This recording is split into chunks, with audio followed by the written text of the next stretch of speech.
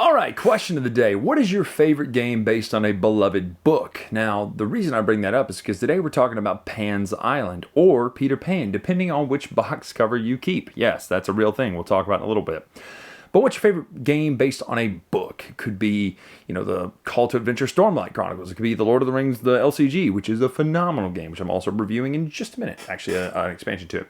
But today we're talking about Pan's Island from Matago. This is an interesting game in which you're trying to find the lost children all across the island in Neverland. You see a lot of the wonderful sights and art in this game. Basically a deduction game trying to help other people find where these lost children are, because my goodness, that story is dark if you think about it like that. I mean, heck, even the beginning of Hook was rather dark. So was the end. Rufio, I wish I had a dad like you.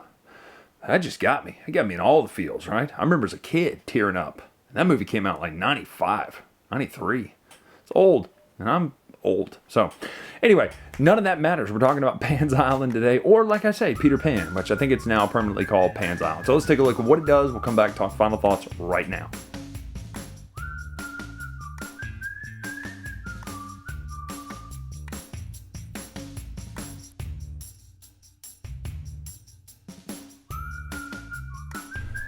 All right, so this is Peter Pan, or Pan's Island. The inside box says Peter Pan, the outside box says Pan's Island. There's been a press release about the name change because the idea is it reflects more of what you're actually doing in the game. You're not playing the story of Peter Pan, you're playing on the island of, or in the island of, Neverland's an island, do we know that? Well, I guess every continent's an island. Anyway, you've got all the different characters here. You've got Peter, Wendy, John and Michael play together, Tiger Lily, Tinkerbell, just like that. Really great little standees. They each come with their own board here. Now these boards are less useful or space conducive than you might first see. And they have great art. All the art in this game is fantastic. But really the only thing that matters on here is the abilities. And these abilities are only active if an event card shows up if you're playing with that variant. The footprints, just want to say that one more time. The footprints.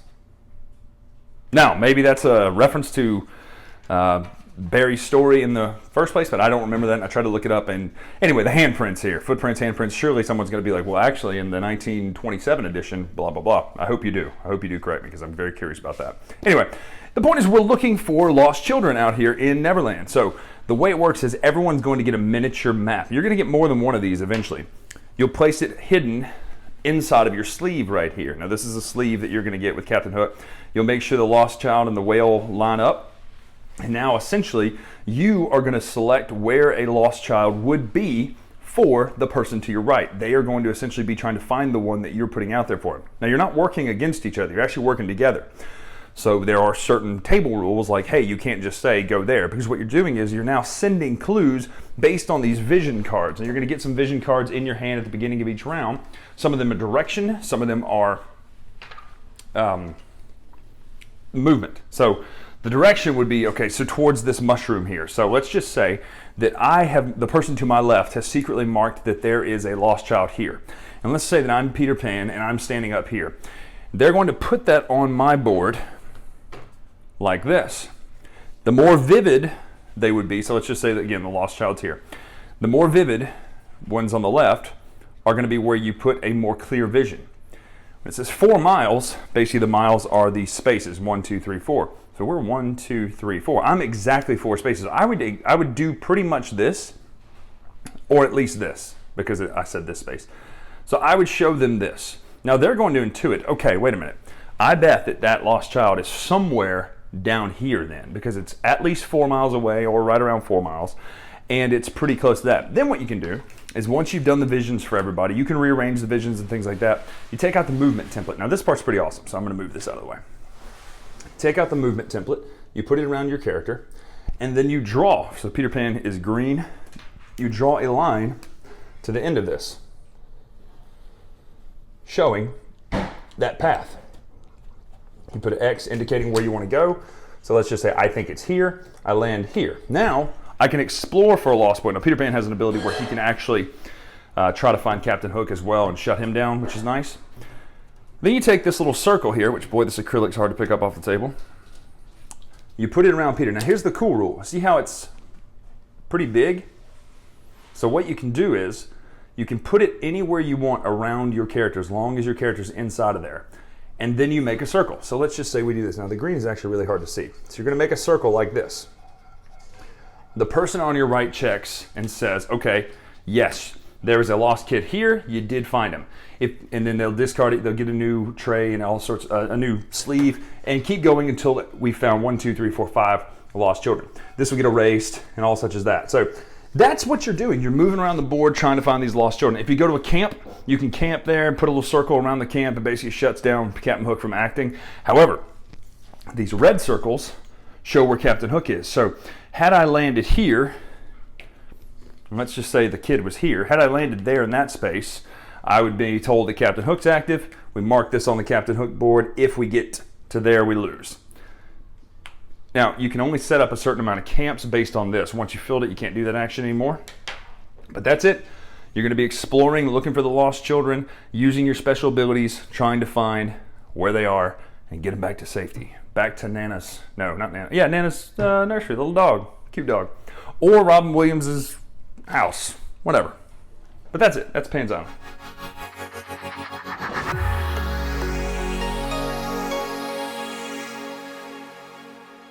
So that's it, that's Pan's Island. Now let's talk about this. The way I do reviews, and you know this by now, is we talk art direction, and then we talk gameplay mechanics and how those kind of flow chart into each other. So first, art and components. The game is beautiful looking. This is a gorgeous looking game. I love the art style in this game. All the characters look great. I love that Michael is wearing a little dinosaur costume or dragon costume. Tremendous. The art on everybody looks great. Tinkerbell, Tiger Lily, Wendy, I love that costume they give her. Peter Pan looks great. It's a great interpretation of these beloved characters, right? We all know them from the Disney classic, but this is a beautiful interpretation. Now, Peter Pan is like my kid's favorite theme. Wizard of Oz, Peter Pan are my kids' two favorite themes. So they were wildly excited about this. So the game looks beautiful. The components are super nice. In fact, the components are almost overproduced for the boards because you don't need all that space for the board other than placing the cards out there. But the game looks incredible. Now, as far as art direction, symbology, and things like that, well, there really are no symbols. I love a game when there's no symbols, where you basically just put stuff out there. You're just doing what it says. You know, you move across the board, the template, right? Which those templates look really nice. You move across the template, you circle on the board. I like the dry erase concept of this game. I like that you're moving and marking. So that's art and art direction and components. Fantastic. It's a 9 out of 10 for me on components and art direction. Now, as far as gameplay, I didn't love this game. I don't know what it is about it. I just don't. There's a lot of unnecessary steps because some of it feels like it's meant to be played with younger kids. And then at other times, it's like, well, wait a minute. These deduction skills are pretty advanced to get kids to go, okay, wait, it's not by the tiger or it's not by the mushroom. How do I get them to understand? Okay, wait, we go this direction instead. So for me, the game plays a little bit of a miss because it's repetitive in the sense that you're just drawing that template and circling. Oh, is Captain Hook here? Great, no. And you kind of work it off of based on, okay, wait a minute, they gave me the clue last time, so it's probably here this time. Or I get it, but it just falls flat to me. It feels like there's not enough going on, even with the special powers, to really make it super engaging. It feels kind of like, oh, we're doing this again, right, each turn. So all in all, the gameplay is a miss for me. It's about a 6 out of 10 for me, gameplay-wise. But art and art direction and components-wise, it's a 9 out of 10. So that averages out, probably not exactly average, into that would be a 7.5. So I'm going to give it a 7, though, because the gameplay is more important. So no, I can't even do that. I'm going to give it a 6.5. A 6.5 is the number total for this game. Now, if you love this theme, you're going to love this game. But again, it doesn't feel like what you're doing is important enough to merit the time it takes to do it. Plus, it's hard to pick those templates up off the table. I know that sounds like a gripe. I don't have a gaming table. Working on that right now with a great little 3D printed thing that I got from Kickstarter. I don't have a mat to play with. So picking up those templates is actually a pain in the behind.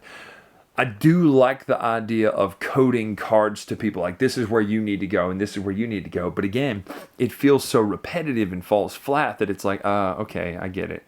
So that is Pan's Island. It's a miss for me. Gameplay wise, art and art direction, it's a great looking game. So 6.5. That's Pan's Island. I'm Brian Drake here on the Dice Tower. Make sure to follow us on Twitter, Instagram, etc. at Dice Tower Brian. Until next time, we'll see you.